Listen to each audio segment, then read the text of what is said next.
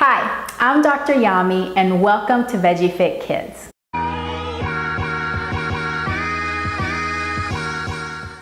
Today I want to talk to you about an interesting concept called a play food drawer.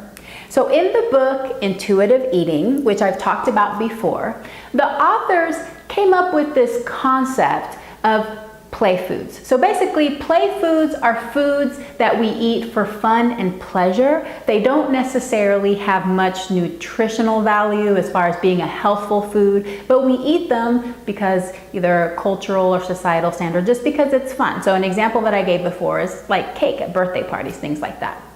So these authors decided to rename what we've traditionally called junk food as play food. And the reason that they did this is to take away that negative charge and to remove moralistic terms from food.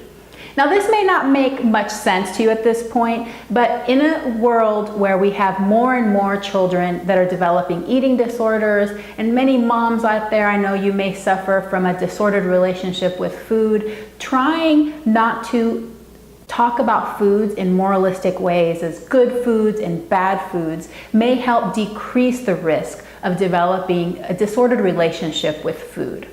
So we talk to children about sticking to our healthy food categories, fruits, vegetables, whole grains, beans, nuts, and seeds most of the time. But we know that in regular life, we should have room for some of these fun and pleasurable foods that we eat with our family and friends. So as your child gets older and they go into the school system, they're going to have more and more opportunities to eat some of these foods outside of the home.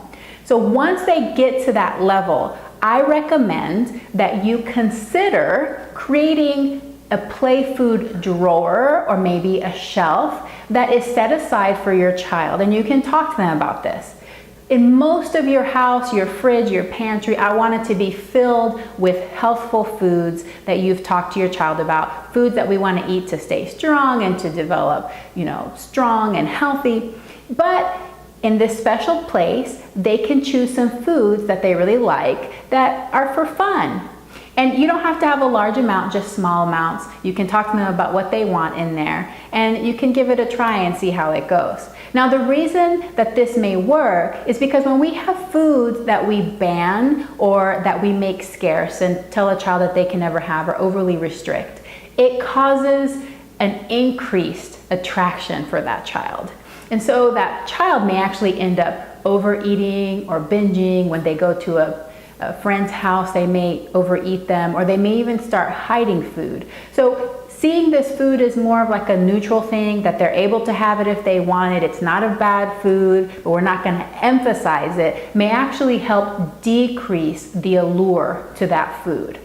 So it's something that I just want you to consider, maybe play around with the idea. I know it can be really scary. In my own personal journey with food, I know at the beginning, I pretty much kept all treats out of the house because I thought it was healthier for me and for my children. So it was something that I was very restrictive about. And as I've started to heal my own relationship with food, and I've read more about intuitive eating and the way that we approach food in this culture, I decided to loosen the reins at home too. And it's been a really interesting experiment, and I think that it's just going to be healthier psychologically for my children as they grow up. I know it can be really scary for some of you out there, so just think about it, play around with it, and see what you think. So I hope that you liked this video about creating a play food drawer or play food space for your child. Maybe you'll do it for yourself too. I know I have my own play food shelf. If you liked this video, please give me a like, comment below. Remember that you can also find me at veggiefitkids.com on Facebook as well. I hope that you liked this video. Thanks for watching and have a plantastic day.